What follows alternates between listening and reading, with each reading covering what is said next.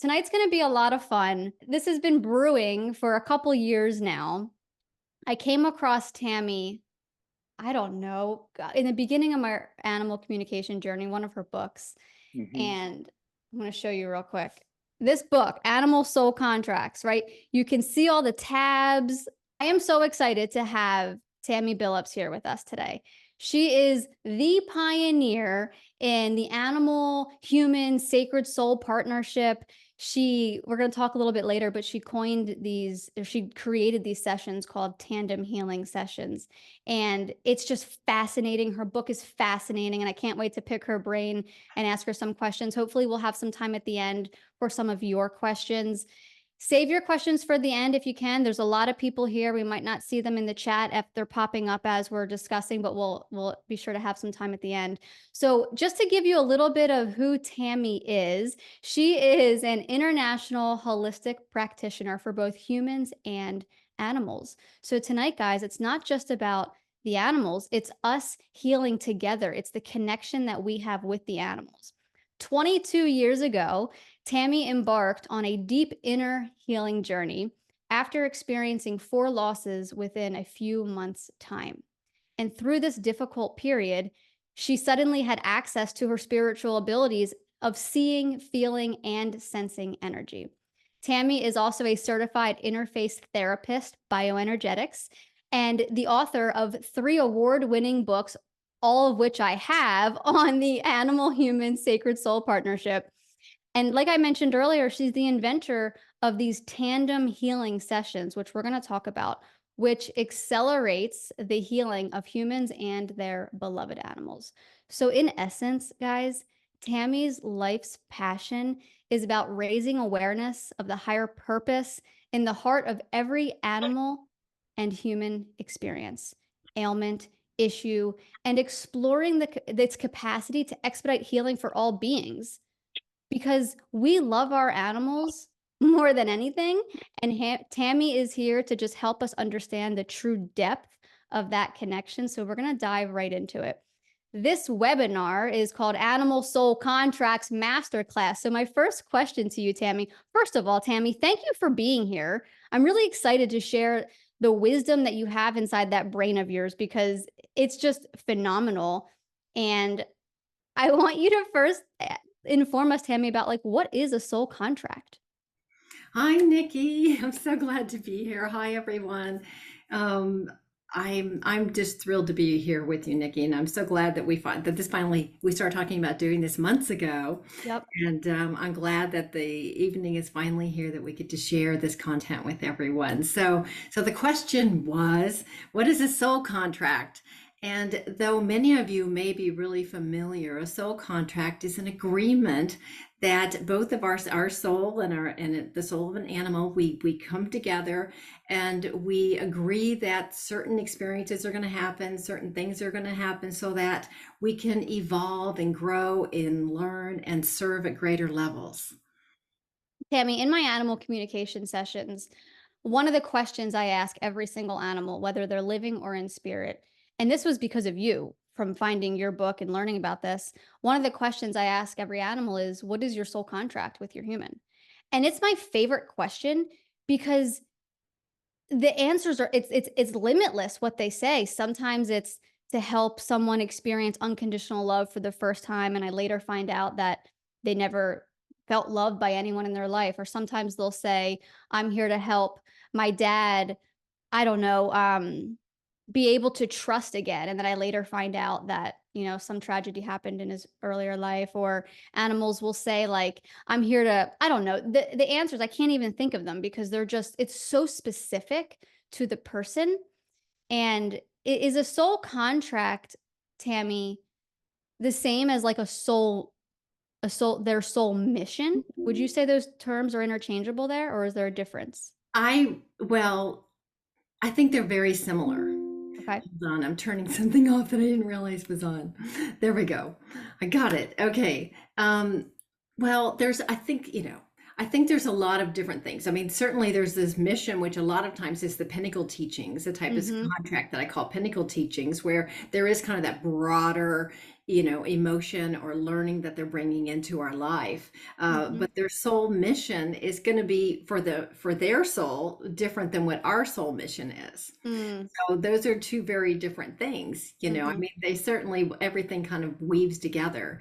But I would say that we all have a lot of different things that we've come here to do. But the soul contracts are more about what we're doing, what we've teamed up to do with a specific person or animal. Okay. I love that. I love that.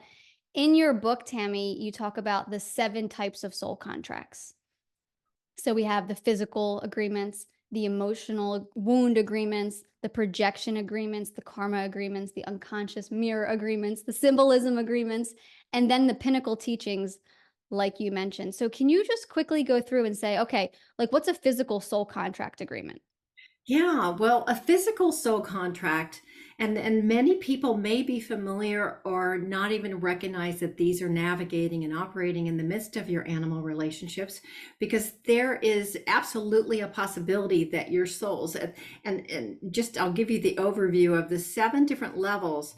There is a different vibration at each level, and those correlate to the vibration of that particular chakra. So the Mm, physical agreements are much more in tune with the root chakra.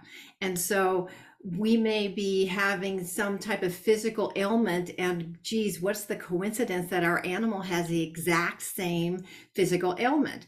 And I started discovering this with my own animals before I even was aware of it. And I thought, I can't say this out loud, that I get asthma and my cat got asthma and I got a UTI and my dog got a UTI. It's like, those types of things were happening all the time. So mhm. the physical agreements are really when there's you're so enmeshed energetically that you are absorbing each other's energy, and the animal is trying to kind of mirror something back to you to get your attention about Okay. the agreement that's navigating. Okay. Oh, I guess Now, that's just one agreement I just talked about. We have 7, right? yeah. So what I would like to do, if you think it's okay, Tammy, is just that description was perfect. Can we do that for the other 6 so people understand the difference? Does that sound okay? Absolutely. Yeah. Okay, cool. All right. So then I guess the next one up is the emotional wound agreement. Yes, and this one is the most prevalent one. In fact, my next book that's coming out next year, the entire book is about this one agreement. That's how much I see this navigating in those that are awake, the empathetic people who really partner with animals to embark on their growth journeys together. They almost always have an emotional wound agreement. And there are 5 different emotional wounds. There's abandonment, there's betrayal, there's invasiveness, there's terror, and then there's detachment of self. And those are the 5 different emotional wound patterns. And what I found is that when the animal has abandonment per se, they're going to be magnetized to the person that has an unhealed abandonment wound. And then they join forces together to heal this particular wound. There could be several emotional wounds that you're healing with an animal, or if you have multiple animals, you may be partnering with each one for a different emotional wound. And these get fairly enmeshed as well as each other, as you're trying to model for the animal as much as what the animal is modeling for you, what the emotional wound is. Sometimes the person has more symptoms of that particular emotional wound, and the animal has they aren't going to be exhibiting as many of the symptoms, but it can go the other way just as well. And this is an important emotional wound agreement to recognize, so that you can say, we're doing this together, not just Mhm. me fix my animal and heal them of their abandonment wound. It's like, I need to be on board with healing mine too. That's where the emotional wound contract really gets juicy. And it's like, Mhm. okay, let's go. Yeah, Mhm. let's Tammy, do I'm already seeing in the chat that people are sobbing at the awareness of like the connection they have with their animal. And I can imagine, because this is a question that I had in the very beginning when I first found you and learned about this, is that like what ha- what do you have to say about like, as an animal guardian, right? We love our animals. Like, did we inflict harm on our animal because they came into this world, they took on our pain, and we're the reason that they suffered some ailment because we needed to learn a lesson, right? So let's talk a little bit about that. Like, how can we not feel so guilty about what we maybe put our animal through this soul contract? Well, so let's even change the verbiage because you didn't put your animal through anything. I want everyone to hear that loud and Mhm. clear. Your animal and you have these beautiful soul contracts. Your animal knew what it was getting into and is happy to serve you. In fact, on the other side, when they pass over, they're going to be getting high fives like, look at what you did for them. So know that the guilt is not something that your animal would ever want you to have at all. You're probably carrying stuff for them. Do you feel guilty about that? Mhm. Because we will do that for those that we love, and animals will do the same thing. And how you can honor them is by saying, okay, I'm going to look under the hood a bit more. I'm going to do a bit of my own excavation here of my wounds and look at them in a manner that I haven't before. So I do this as well. I want everyone to know that. I write about this too because I know my first three animals that passed during that year where I had my big awakening. I know they were caring a lot for me, but I now realize as soon as I learned about the soul contracts, and that's why it's important to get to the higher purpose, because then you go, Mhm. oh, okay, there was a plan. This is Mhm. what evolved their soul. They chose to do that for me.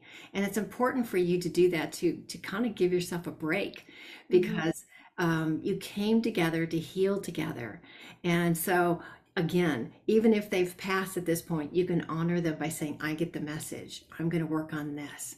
And love them and thank them for it. And know that it's all part of the plan. And they Tammy, have I their love own what you stuff as well. They have their Yeah. own, they come in with their own emotional wounds to heal as well. So it's not as if it's just, oh gosh, they're carrying all my stuff. I mean, the odds are really high that they came in to heal a similar emotional wound. Sorry, I interrupted. No, it's perfect. You can interrupt all day because you're the wealth of knowledge here. I love what you said about it. We are probably carrying some of our animal stuff, and we're not feeling guilty about that because why would we? And that made me think of something that I often share with my clients and on social media is that a common question that I get a lot of times in emails and in sessions, people want me to ask, like, will my animal and spirit be upset if I get another animal or if I love another animal? And in my experience, absolutely not. And it's in alignment with what you just said about like, if we were to pass away before our animals, we would want them to do whatever they could to be happy and to feel freedom and to experience joy. Why would they want anything different? So it's like what you said about we're carrying their stuff. We're not feeling guilty. So don't feel guilty that they're carrying some of your stuff. It's just love. So I It's, love that. it's, it's because of your love for each other Yeah. is why it happens. Hmm. Tammy, the third type of soul contract is the projection agreement. Can you talk to us about that? Yeah, projection. It's actually it's fairly close to the emotional wound agreement, but there is definitely a little bit more detachment as we go up the scale of vibration. So the projection agreement, we all might know about projection because we do that often when and actually we'd look at an animal who we know is in projection because all of a sudden they don't like any males or they don't like any females or they don't like, we hear about this all the time and we see this with certain dogs where someone can look a certain way and they are projecting, their past abuse onto that person. Well, people do the same thing. And this can be one of the ways that we're healing together because your animal may all of a sudden exhibit behaviors that are triggering you into something from your past and you're thinking, oh my gosh, here's that same scenario. Or maybe you're looking at one of your animals that's bullying one of your other animals and it's like, who are you relating to?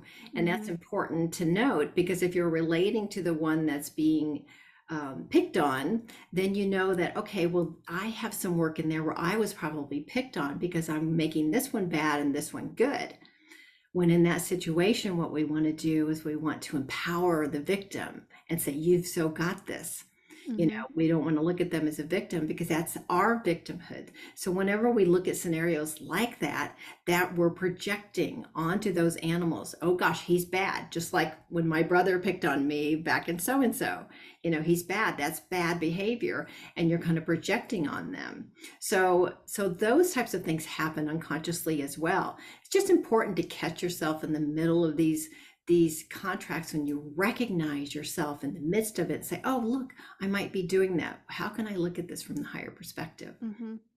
And Tammy, correct me if I'm wrong here, but I feel like this becoming aware of, say, the projection agreement or whatever soul contract you have with your animal, the simple fact of becoming aware of it can have drastic effects on the animal's behavior, Yes. right? Like you Yeah. don't have to do all this crazy work to heal or mend the agreement, or to, I don't know, like it's just the simple awareness and your mindset.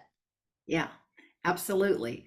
It's like, oh, wait, you went somewhere. Yeah, you Ah, disappeared too, but now you're back. So hopefully I come okay. back to you soon. Oh no, what was the question? So in my experience, I feel like the simple awareness of a certain Yes, contract between yes. you and your animal is enough to like drastically affect behavior sometimes for the positive. Oh yes. I mean, just Yeah. just a little pivot your awareness. Mm-hmm. I mean, what happens when we get to the higher perspective is we're tapping into more of our soul. Yeah. And from our soul's perspective, we're looking at it from a new, higher perspective. And that brings us peace. It's like, oh, okay, I don't have to be in the inertia of it. I don't Mm-hmm. have to be enmeshed in that stuff. I can look at it from a higher perspective and raise your awareness. And yes, as soon as you recognize a particular soul contract, immediately energy shifts. Mm-hmm. Energy starts shifting. You know what's fascinating, Tammy? And I just thought of this right now. So my husband and I have two dogs, Donald and Merlin. And Donnie has a history of seizures. He's had them since he was a baby, like 5 months old. My husband and I, our marriage used to be completely chaotic and a mess. And now he's my best friend, and it took a long time to get there. But in the midst of my husband and I being a complete train wreck of a relationship, Donnie was having a ton of seizures. And I had the awareness one day, and I was like, he's having a seizure to force us to work together. Because no matter how we felt about each other in that moment or how angry we were in that moment, if Donnie started seizing, we were a team. Get paper towels. What can we do to help him? Maybe he needs a bath. And it was like nothing else mattered. So it's just, and he hasn't had seizures in almost over 4 years now. It's just That's so cool. extraordinary. I Yeah, love it's so it. cool.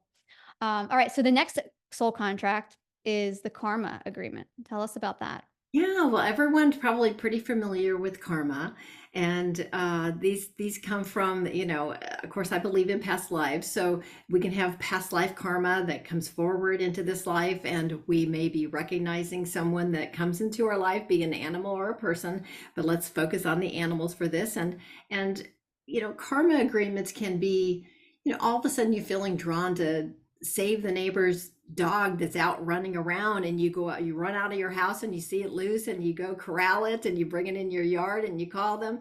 Not everyone does that, but if you're feeling drawn to help particular animals, you probably have some type of karma agreement with them to have done that. Think about the times you pulled over on the road or whatever, or just felt drawn to help particular animals. You probably have a karma agreement that you're clearing with them.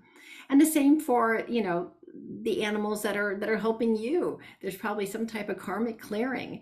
And I've seen many times where there are a couple of animals that have a little karma with each other, and you can tell that it's like this dog gets along with every other dog except for that one. Mm-hmm. And my dog goes ballistic when that particular dog comes in. Well, they probably have some type of karmic history that they're hoping to work out, and I have seen those successfully come to fruition when in certain circumstances. Sometimes they can't be together, and a lot of times they do work it out where they're kind to each other. I'm going to jump ahead here for a moment because I think this is the perfect time to ask you about your tandem healing sessions. That karmic agreement. Like if you have a dog, for example, because it usually happens with the dogs, at least with my clients and what I see. I'm sure it happens with cats too and other animals, but a lot of times like someone's dog will not get along with just one specific dog. Do you find that's a good case for your tandem healing sessions? Well, you mean between the dogs? Yeah, like to clear a karmic agreement, or no? Is that just is the tandem healing more so with the animals and the humans? Yeah, the tandem healings are specifically for an animal and a human. Okay. But I have done a few of those of people that really asked me, they said, "Can you just do this between those two Yeah. animals?" Because I think they have that, and I have seen that provide some ease in the heart of their relationship. But what I have found more is that the reactions from the people Mhm. need to get tempered because they're being triggered by it. And so a lot of Mhm. times when there is that situation in the house, it's for the healing for the people as well, Okay. because it's triggering something within them that Mhm. needs to get healed alongside them, and then it will lessen greatly.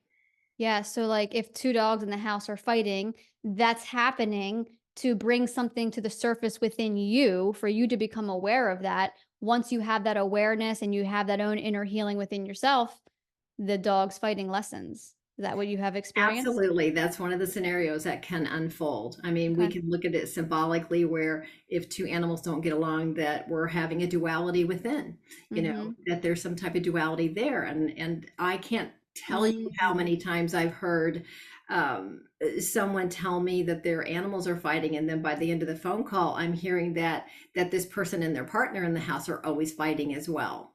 And so there's always a mirroring facet to things that are happening within our animals. And it's not always the case. So you have to kind of research a bit for what the scenario might be. But Mhm. usually, once you get to it, then the animals are going to feel much lighter and they're not going to be fighting. I love that. I did a session one time with a black cat named Midnight, and he was destroying his 2 mom's home, like the walls and going insane. And when I connected with him, he said, my moms are not communicating. There is something that they need to talk about that they've been avoiding, and I can't take the tension and the unsaid thoughts. And there was. I didn't know it at the time, but they told me after the fact that there was something that they needed to have a conversation about. They hadn't been doing it. The tension in the house has been high. They had that conversation that night, and midnight was completely fine going forward. Yeah, So I it's love just it. really incredible how this happens. You mentioned in there a mirror agreement. So the next soul contract is the unconscious mirror agreement. Tell us about that. Yeah, it's a little trickier to spot, but once you do, the animal's behavior stops on a dime. And the example that I give in animal soul contracts is and this actually started from someone when I was doing many more in-person workshops here in the Atlanta area. And someone raised their hand and said, "Well, can you tell me why my cat only pees on the guest bedroom pillow?" And so then I went into investigative reporting for a bit and started asking her questions, and everything was no, no, no, no, no, no, no. And finally I asked, "Well, who usually sleeps in that bed?" And she said, "No one, only guests when they visit." And I said, "And how do you feel about guests when they visit?" And she said, "Oh, I hate it when people come visit me. I hate it. I hate it. It's awful. And I have all this planning and I wish they didn't come." And I said, there we go. And from that moment forward, the cat never did it again. And she made a stronger intention to find peace around having people in her house. She goes, "I don't want to feel that way." She goes, "My Mhm. reaction to you kind of surprised me." And she said, "I want to have more peace around visitors." But the cat never, ever did that again. And that's an unconscious mirror agreement. And so there's not some long standing thing. It can just be a month or a week or, maybe even a few months, some type of behavior. But once you spot what they're really trying to tell you, then Mhm. their behavior just stops.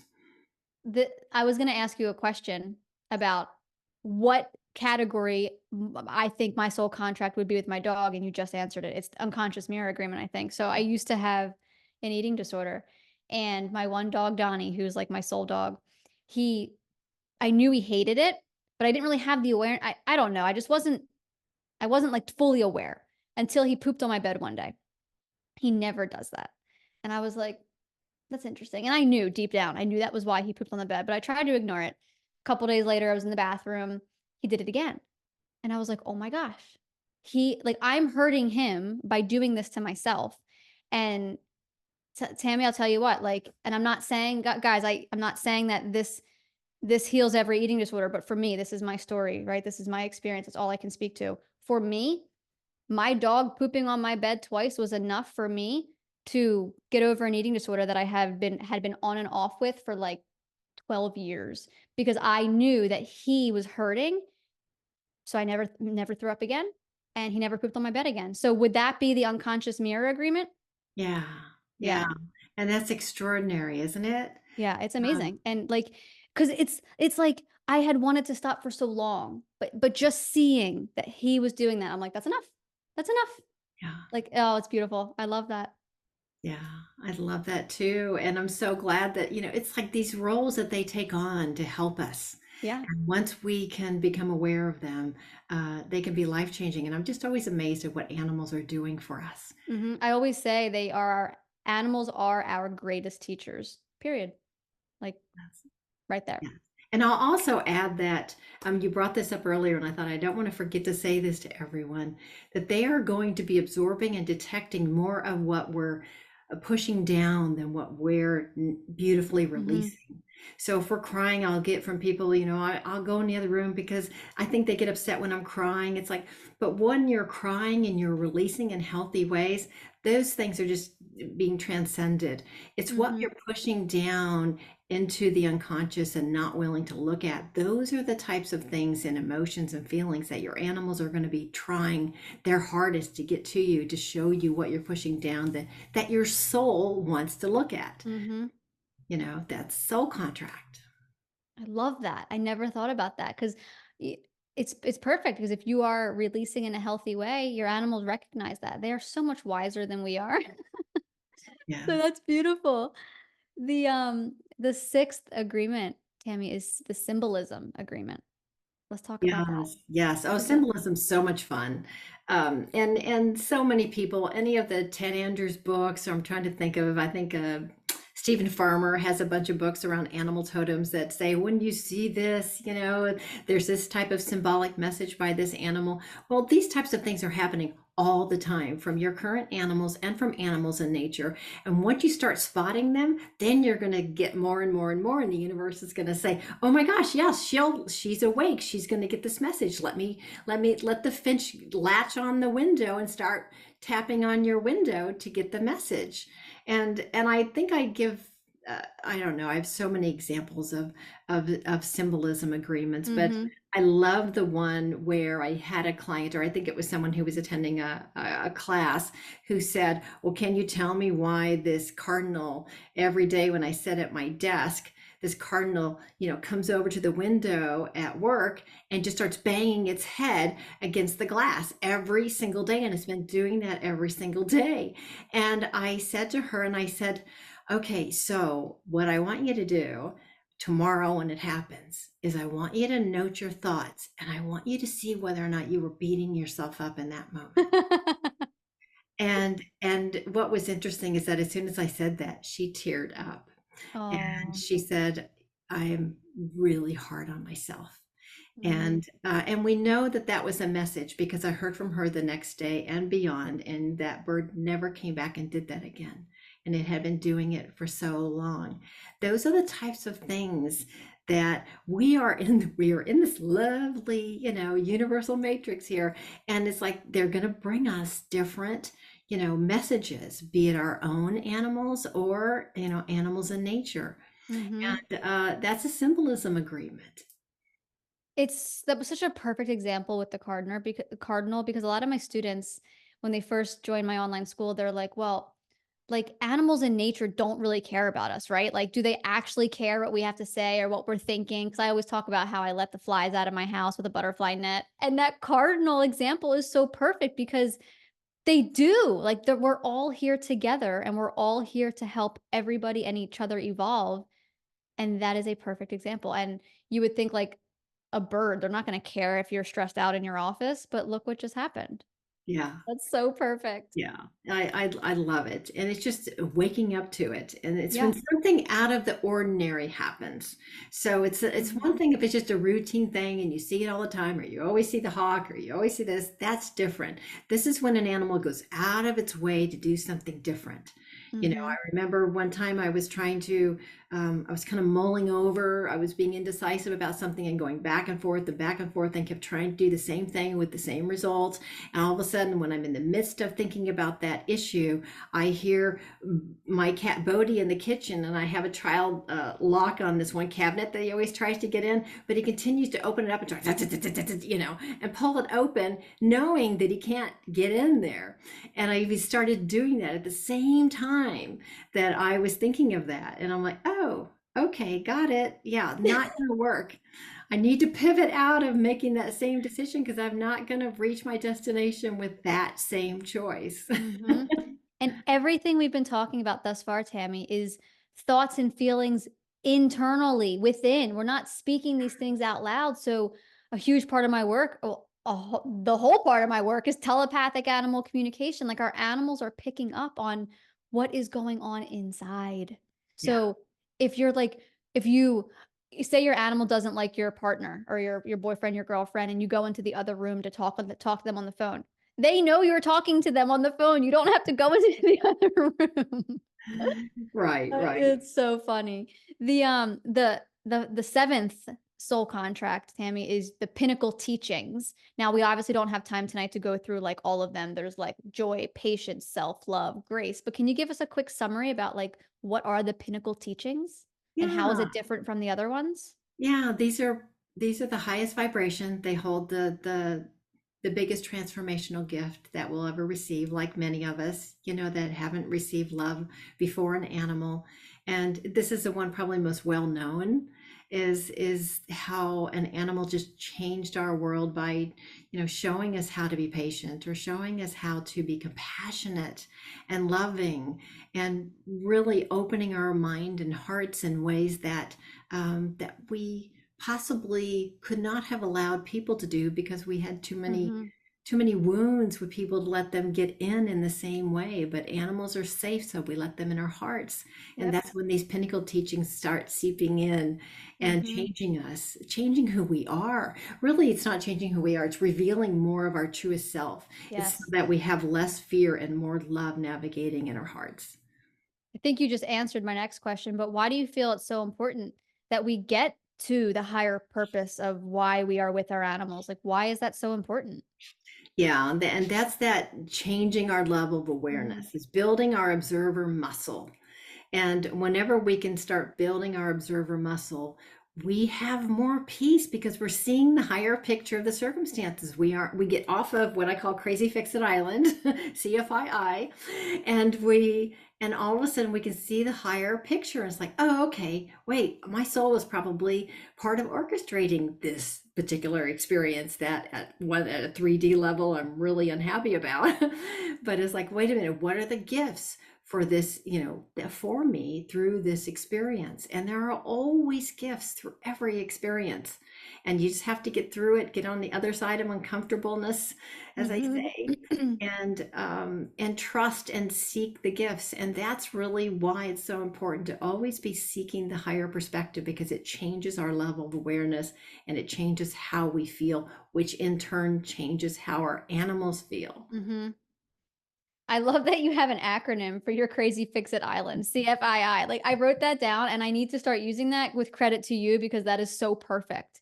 Because we all live in crazy fix it island world to some level because we Right. want to make things perfect. We want to get it right. We want to be appreciated and it just creates unnecessary stress and like Yeah. you said not just for us but our animals because we're so Yes, yes. connected. And trying to figure out what's wrong with them. And especially when they're not feeling well, and I'm putting myself in this boat, we go to crazy fix it island. It's like, well, what haven't I tried? I haven't do this.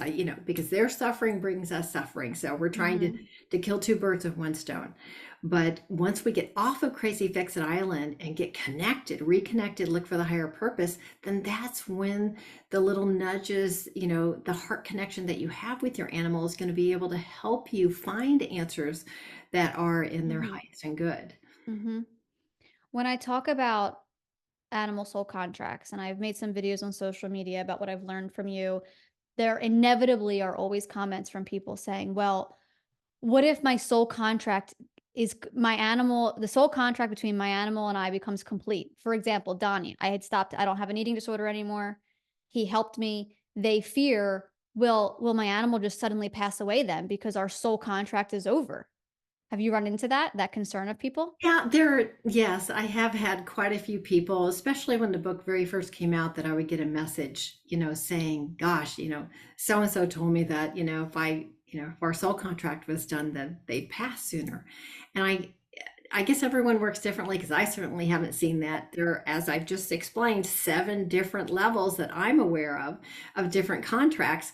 And to me, once you get one, then you can get more and more and more and more. Then you're building up to those higher vibrational soul contracts to have those be predominant within your relationship instead of those meteor, Mhm. those physical contracts and the emotional wound contracts are such deep, deep, deep healing that we do together. But once we start healing those, then you can have more fun with all of the Mm. other contracts. There's always going to be more that you're going to put in place. That's perfect because there's no fear with this. It's just growing and evolving together to live the most harmonious life with each other possible. Beautiful. Yes. That's Beautifully awesome. stated. In your book, the last like quarter of the book was about your tandem healing sessions. And this was so fascinating to me. And when I first started reading, I was thinking you were doing these in person with the client and the human and the animal. And then I was like, wait a minute, she's doing these remotely. This is fascinating. So can you tell us what are your human animal tandem healing sessions and what goes on during those? Yeah, well, I'll give you the backstory in that why I even decided to do a bunch of case studies and even create this modality was because I would often get contacted to help an animal feel better about either a behavior or a physical issue, and I would see instantaneous results, positive results, as their person would, but then the animal would start exhibiting the behaviors again and it wouldn't stick. And what I would consistently get is that it's because they were waiting on their person to work with them on the Mm, mirroring issue. And so because their person wasn't yet working on it, then they was like, okay, they would revert a bit. And so I just thought, well, in those situations where that was true, if I connected to an animal and a human simultaneously with intention, if the person said, yeah, I'm willing to go there, let's do this together, let me look under the hood as well, would it be more sustainable? And so I offered up to do case studies and did dozens and dozens of case studies. And as it turned out, the answer is yes, it was much more sustainable. And it's really fascinating. So I connect to both the animal and the human simultaneously. And a lot of times it is about these emotional wounds that we're mirroring for each other, that you both came together to heal together. And then the energy organically goes to whatever's resisting the healing, whatever is blocking the healing from commencing within one or both of you. And what I have found is that if I work consistently with the same pairing, that even after 2 or 3 or sometimes less sessions, the animal's fine and the person's going, well, I'm just going to do me now. And I'm mm, just going to focus on me because my animal's doing fine and I'm seeing the results. And all of a sudden we've switched it to just them, and the animal's going, yeah, yay. And they're reaping the rewards of what we do, obviously. So yeah, I've been doing this for many years now, and I do still get very fascinated by what happens during each of those sessions. I never mhm, know what happens. It could be all types of soul contracts, and it's important to note that we don't have to know what our soul contracts are.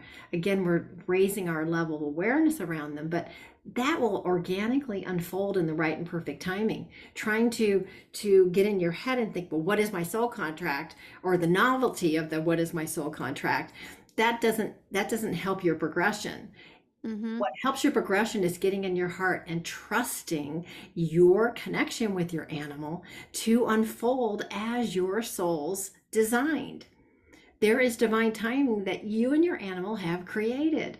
And so things will reveal themselves in the right and perfect timing. And it's hard to sometimes get into trust. That's getting into our heart. We have to jump into our heart and say, okay, I have to trust that I need to let go of the reins here and just do the work. And that if there's something I'm supposed to know, that it will just be revealed in the right and perfect timing. Let me work on my resistance. Let me work on whatever it is that that I might be pushing down, and bring Mhm. healing and compassion to myself and my animal. And then it will naturally, go this beautiful transformational state. I love animals because you mentioned earlier how they might come into our life because we don't know how to let humans in, right? It's easier to love and trust an animal and let them into our world. So it's like this angel, this animal comes into our world. Our walls start coming down a bit. They show us how to love others, ourselves. And then because we have that love, then they help us heal ourselves and what we have been suppressing because we see it manifesting in them in some way and we want to help them and we'll do whatever it takes to help them. And Right. then we end up healing ourselves. So, do you find that most of your clients come to you to help their animal and then it turns into, okay, now I can help myself? That happens often, yeah. I think most of my clients have two legs just because they've either read my books or they're like, I just want to do me. But Mhm. and it's important to note that our animals do have, things that they're working on healing as well. And anyone who's worked in rescue, and I volunteer a lot of sessions for rescue work, we know these animals have come in and been through some stuff that they're trying to heal from. And when they get put into either the foster home or someone adopts someone, an animal with a lot of issues, know that you're helping, we're balancing the karma with the animal kingdom. And that's really important that we're doing that at another level as well. And know that even that animal is bringing gifts to your healing journey with them. And Mhm. so you can expect and intend for that to unfold, meaning, okay, I know I'm focused on healing them right now, but whatever it is that I can heal within myself that will help them. And I know that's what motivated me, like what you just said. Mhm. It's like, oh gosh, if I work on me, they suffer less. That's motivating. Right? Yeah. You do a lot of teaching and you have workshops and courses. Are you still doing your private sessions for people? Yes. Yeah, absolutely. Yeah. Okay, Yeah, cool. I love doing the private sessions. I do the tandem healing sessions. And yes, I had taken a hiatus from classes the last 8 months because I was writing, but now Mhm. those are back on the calendar. Okay. All right. What is Tammy? And this is a okay. I'm going to ask you a question that's so difficult for me to answer when I get asked this in terms of my work. Like people always ask me, what's the most memorable animal communication session you've done? And I'm like, oh, but they're all so memorable. I don't know. But like, is there one story that you just will never forget or that was life changing or eye opening or just something that just sticks with you as to like, wow, this stuff is amazing? Um, I have so many. I know, I know. And You don't and even the have to first answer. and the first one that popped up was actually a story that I wrote about in Animal Way Showers, and it's about a horse named Maverick, and Mm, and Elaine. And Elaine was someone that went through a pretty tumultuous childhood. She gave me free rein to write. She was very vulnerable in what she allowed to come through in this story, and she had had everything from sexual abuse to physical abuse to emotional abuse, and but yet she'd always wanted to have horses, and she had read every horse book possible, and sure, she went had lessons very early. And as soon as her dad got wind of a horse that was going to go to slaughter or something, it was going to go to auction, and allowed he said, okay, might get this one for a good deal. And he took Elaine over, and Elaine's maybe, I don't know, 13, 14, 15. The details are in the book. And as soon as they went into the field where Maverick was by himself, Maverick all of a sudden just raised his head and came running over, and there were three of them standing there. And he went right up to Elaine and did this big sniff, this big inhale. And then he like lit up and he started doing this dance around them, and she didn't even know what to think, at this point, because he started trotting and then he came back to her and then he gave her this big slurp. And they went on to this absolutely incredible healing journey together. I mean, he showed her um, how to love again in a way that she didn't even know she needed to.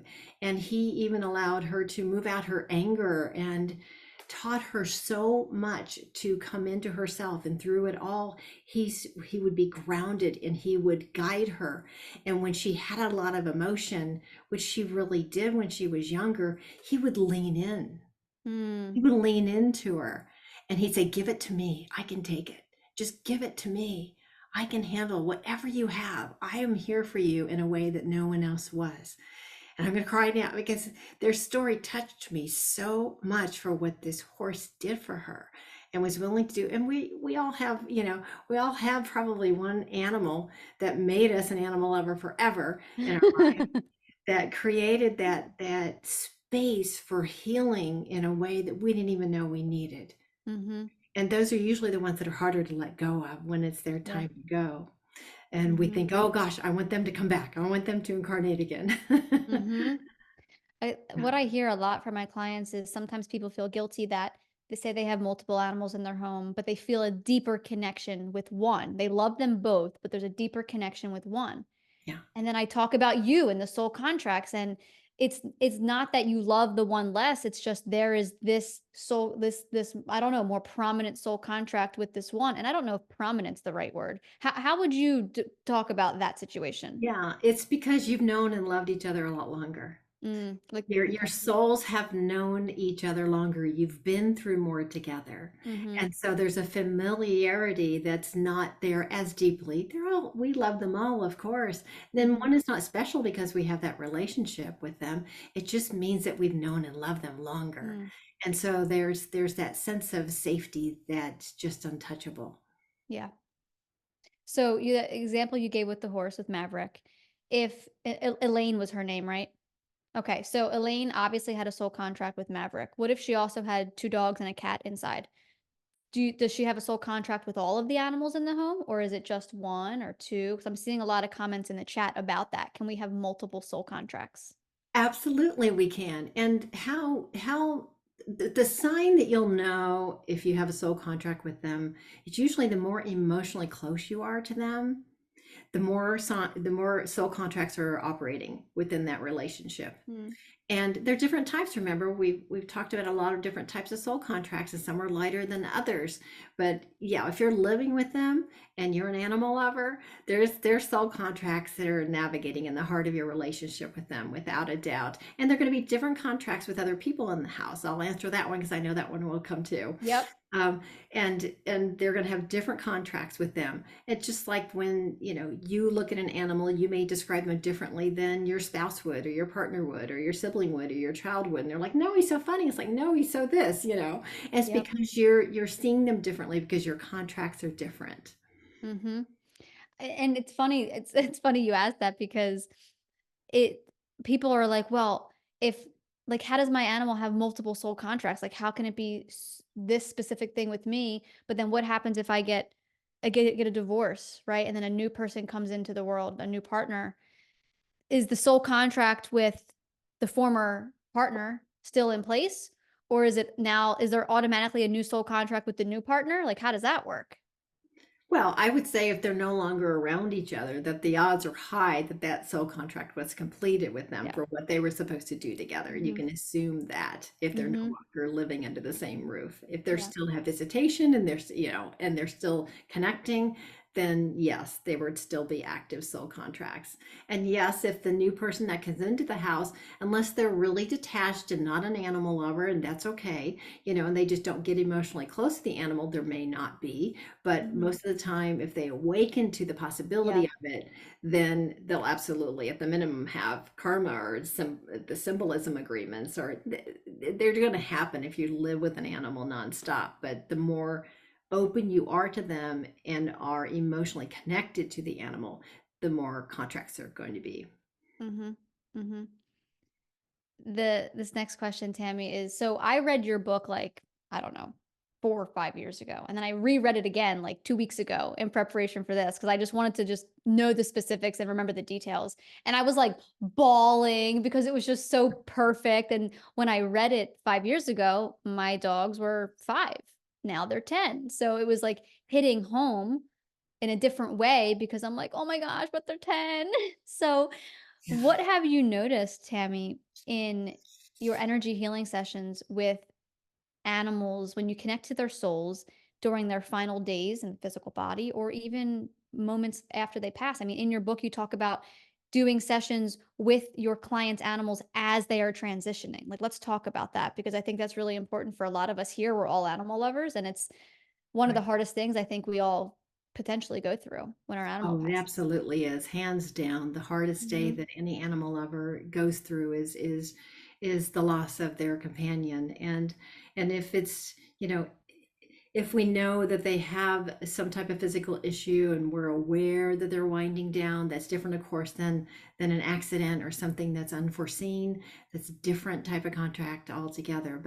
But yes, over the years, I have absolutely seen consistent things as I'm connecting with animals in their final months or weeks or days or hours or moments. And a lot of times people will hire me to be connected just to ease their way out of their body and to just, help clean up or purify the energy between the person and the animal. A lot of times that'll be one of their requests because we do want to, in case we're carrying something for each other, that kind of eventually has to happen, even if they're on the other side, that energy needs to get righted.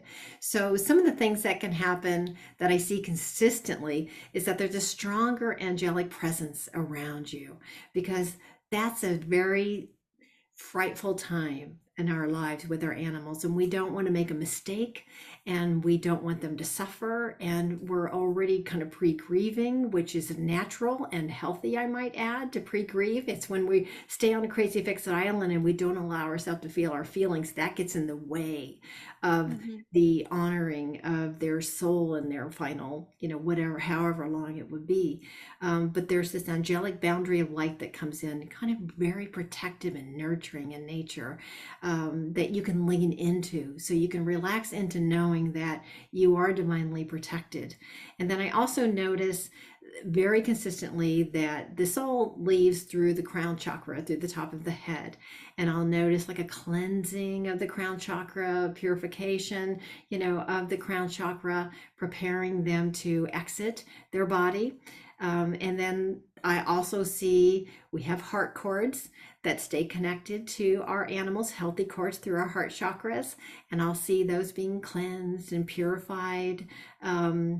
And then one of the most fascinating things, and hopefully this isn't too woo-woo for the group, but one of the most fascinating things that I started noticing when people would hire me to connect to their animals when they were passing was I started noticing that the person's higher self, which is in essence our soul, the part of our soul that remains on the other side that knows everything, that our higher self was one of the first ones to greet the animal on the other side. And I would see the person that I was speaking with, I would see their higher self opening a gate, or they would be standing there glowing, receiving the animal as they crossed over. And I just found that incredibly peaceful. And Mhm. just to know that, oh my gosh, I get to be the one to greet them. My soul gets to be the one to greet them. So know that whoever you've called in, if you called in other animals or your Uncle Joey or your parents or your grandparents or whoever it is that you love, that you've called them in and said, will you please be there for my dog or my cat or whoever, whatever animal on the other side, they will be there. And frequently I'll get the image of a person that's there or another animal. And as soon as I bring up that description, they'll say, oh my gosh, that's my dad. I asked him to come. And in every single case that was a situation. So just trust is such a big thing that we're trying to get in these bodies, these earthly experience. Trust Mhm. that when you call them in, they will be there to greet your animal. And you might sense them moving through you when they pass. If you might sense something or you might feel something, it's probably their soul. Whatever you feel drawn to look at, people say butterflies or cardinals or dragonflies or, whatever it is, know that they're going to use that vessel to get you messages. Mm-hmm. You guys have lined that up. That's why you're drawn to look at the butterflies. So that's why you're drawn to look at the cardinals, because your souls have agreed, this is how I will show you that I'm around you. So whatever, sometimes it's just turning off lights. Oh, that's so and so, they'll say. I know who that was. That was Muffin on the other side because that happened. So when our animals pass, is the soul contract that we had with them still in place, or does it transform into just this heart cord connection and we're just connected in like a different way? What do you think about Yeah, that? their heart cord connection stays there forever. With anyone Mm-hmm. that we've ever, the healthy cords stay connected forever. But yeah, I mean, if they're passing, you can trust you've come together. You've done what you came together to do, and that doesn't mean you won't come together again. In Yep. fact, it's quite likely that you will, with a new agenda, Mm-hmm. new topics to cover. And it'll be different. And it'll be lighter next time because you guys both did such conscious work this time around. Mm-hmm. Is there one thing, Tammy, that you hope everyone takes away with tonight about something about their relationship with their animal? Like, is there just one sentence that summarizes like what you wish all of humanity would know? I want you to know that having compassion for yourself and loving yourself is what your animal wants more than anything in the world for you to get. They want you to look in the mirror and love yourself as much as they love you. They want you to see your divine essence in the way that they do. So you will honor them most by loving yourself. I don't even know why I asked you that question, Tammy, but I'm like tearing up because like now I know why I asked you. Like I needed to hear that. And I'm sure most of us on this call did because we get lost in the crazy fix it island of wanting to help our animals feel better. But a lot of times helping ourselves feel better helps them feel better. Like we got to focus on ourselves. That was Yeah, perfect. I love yeah. that. No, thank Um, you. Tammy, do you have about 5 more minutes to stay with us if we open it up to some questions? Sure. Okay. All right. So if you guys have a question, just type it into the chat. We're not going to be able to get to everybody, unfortunately, but let's see what kind of questions you guys have for Tammy. And while that's coming through, Tammy, you mentioned that you are doing private sessions, but you also are teaching courses or workshops. Tell us a little bit about that and what you have to offer. Yeah, so I have three different courses, masterclass courses that are based on the teachings of each of my books, except for they're much more interactive, of course, and have breakout rooms, and you get to meet a lot of like-minded souls. So I have one emotional about this emotional wound contract. I have one of those starting at the end of May. That's a 3-week course, and of course they are recorded. But you can find all that on my website, tammybillups.com. And I'm excited to answer any questions that anyone has. Love it. Perfect. The one question, Tammy, we have is, does the soul contract happen before we are born? That was from Karina.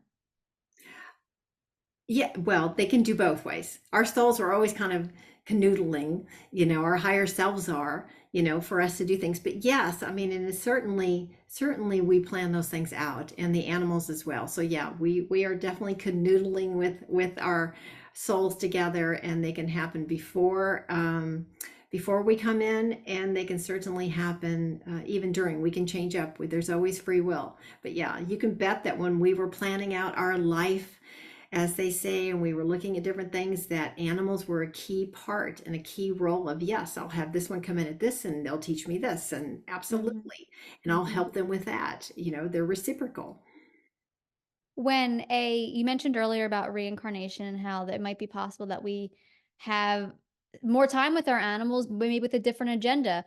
Do you think that they can come back to us in this lifetime, or would it be in a future lifetime, or both? Both. Okay.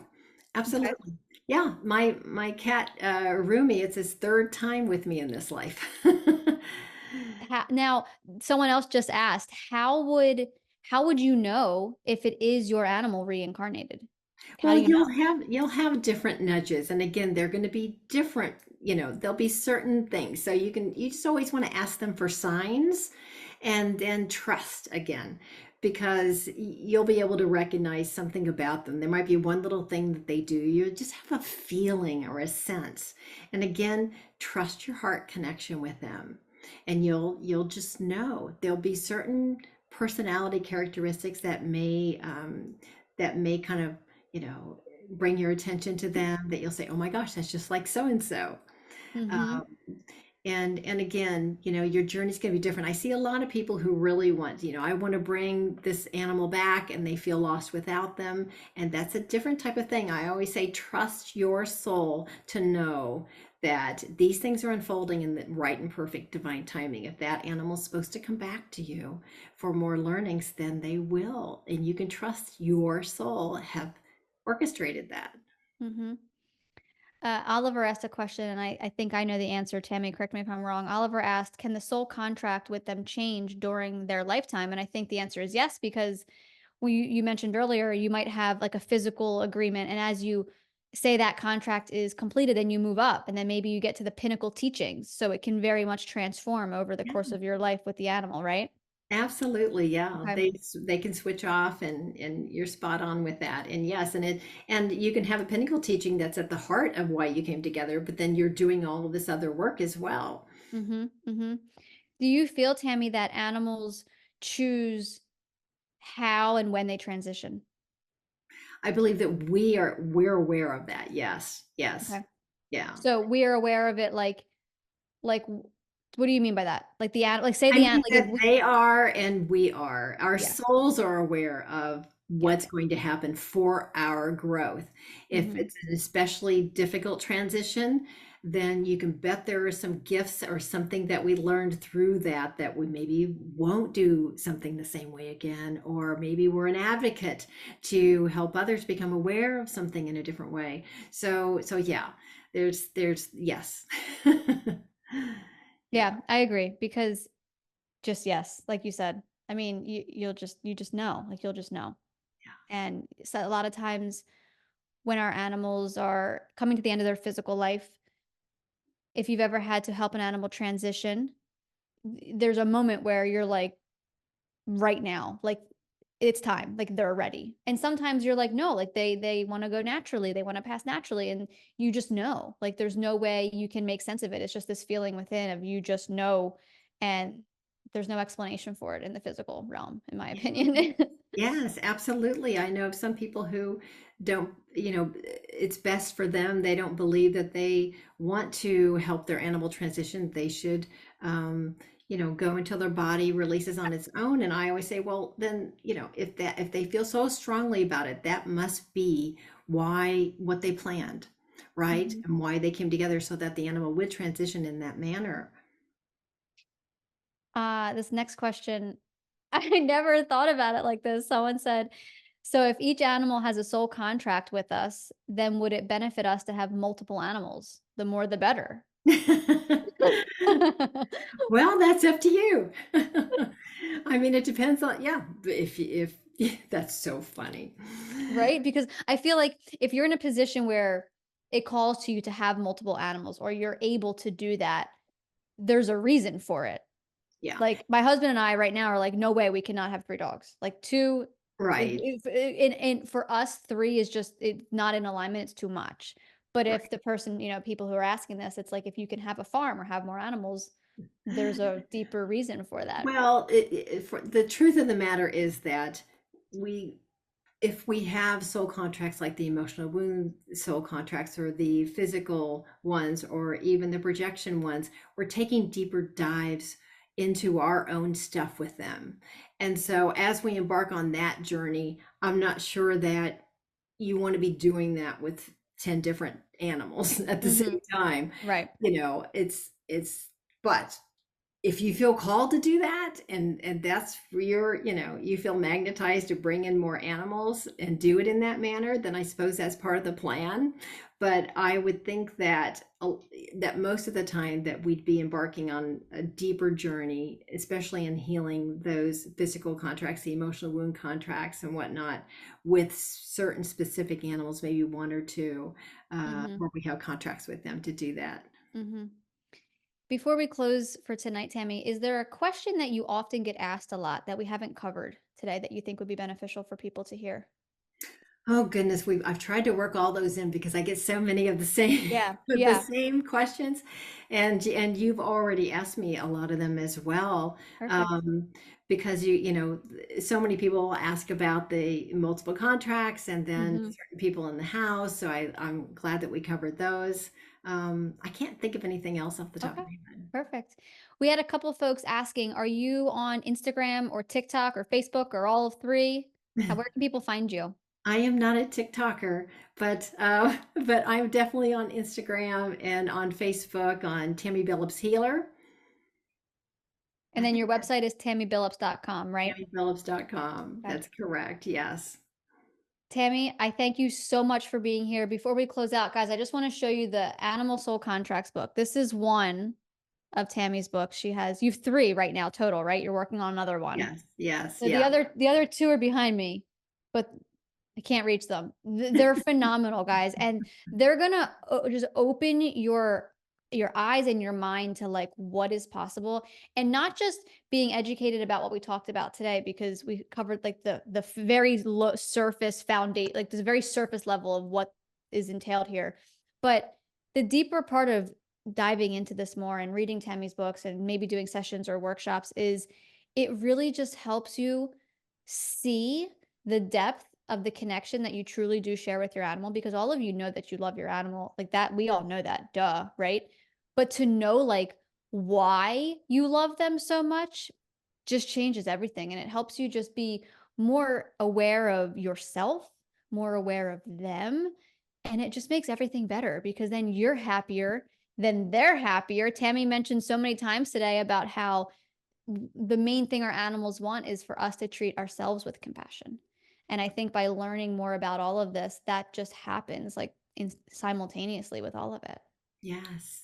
Thank you so much, Nikki. This is Thank you, great. And Tammy. thank you for all of your sacred work that you do in the world. So people give it up for Nikki. She's Oh, wonderful. thank you, Tammy. Check out Tammy. She's amazing, a wealth of knowledge. Her website has so many great resources, tammybillups.com. And Tammy, again, thank you so much. I hope you have a wonderful rest of your Sunday. Thank you. You do the same, Nikki. And Thank thank you, you. Bye, everyone. everyone. Thank you for your love of animals. Thank you.